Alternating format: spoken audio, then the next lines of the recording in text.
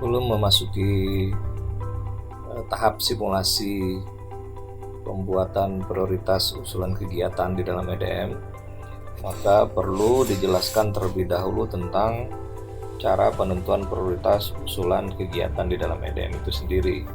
Karena penentuan prioritas ini merupakan hal yang penting bagi madrasah, terutama bagi madrasah yang memiliki sumber dana yang terbatas, supaya nanti tidak salah dalam menentukan urutan kegiatan yang mana yang terlebih dahulu dianggarkan, sehingga ada alokasi-alokasi yang seharusnya penting didahulukan malah tidak teranggarkan di dalam RKAM-nya nantinya.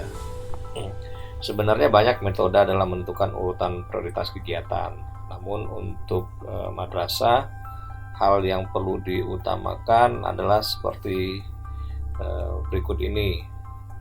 Yang pertama, kelompokkan kegiatan sesuai dengan karakteristik kegiatan itu sendiri. Yaitu di sini kita coba kelompokkan menjadi dua. Pertama, pilih dulu kegiatan-kegiatan untuk rutin operasional atau kegiatan-kegiatan yang di dalamnya terdapat biaya rutin operasional.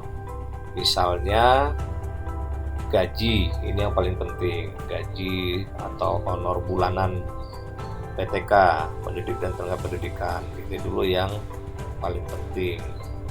Kemudian apalagi yang rutin operasional, listrik, telepon atau internet, air kalau berlangganan air, ini yang paling penting juga. Kemudian untuk biaya perawatan rutin operasional, misalnya perawatan rutin untuk peralatan yang ada di madrasah, apakah itu komputer, laptop, AC, dan segala macamnya. Kemudian juga biaya perawatan rutin operasional agar kegiatan belajar mengajar tetap berlangsung, ya, apapun jenis biayanya itu, misalnya untuk perawatan rutin meja kursi, kemudian lantai, toilet yang rutin terlebih dahulu itu diprioritaskan.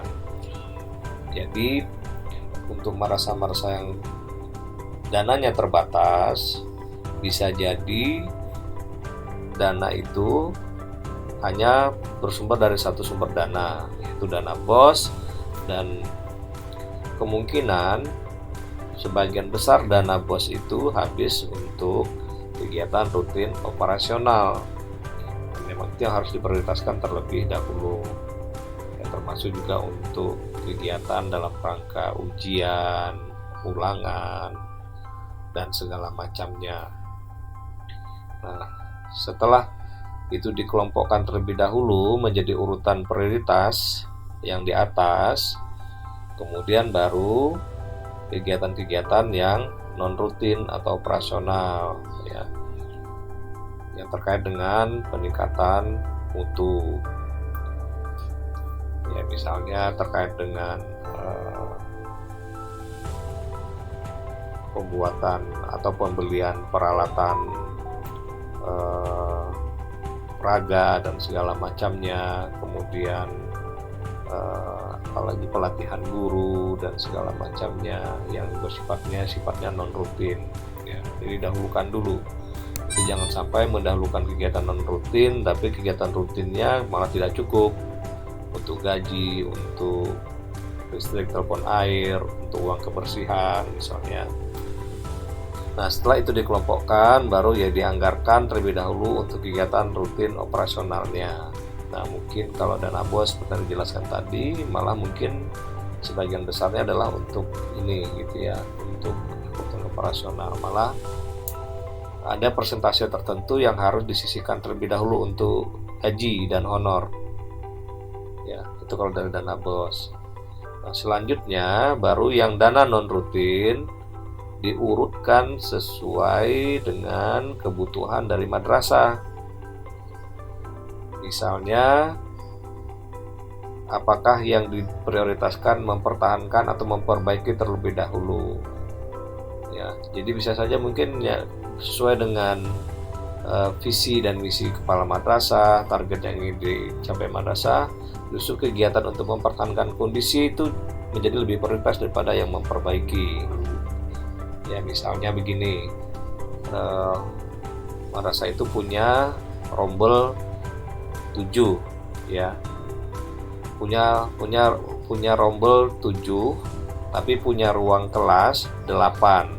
Nah, ada satu ruang kelas yang rusak berat, tapi kan karena rombelnya hanya 7, berarti ruang kelas yang terpakai kan hanya 7.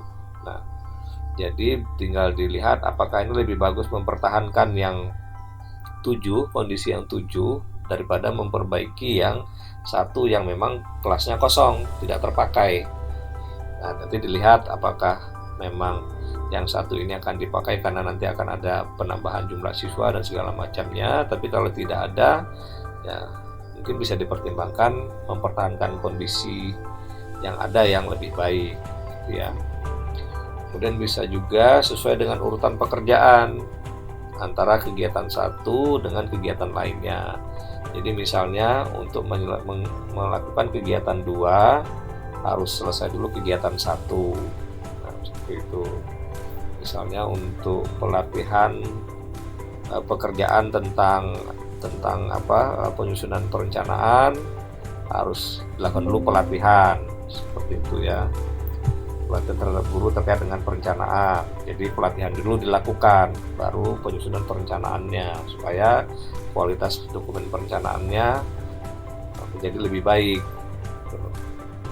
Nanti baru disesuaikan dengan besaran dari kebutuhan dari kegiatan tersebut. Nah, berdasarkan pertimbangan inilah baru madrasah memasukkan urutan prioritas kegiatan tadi, gitu ya.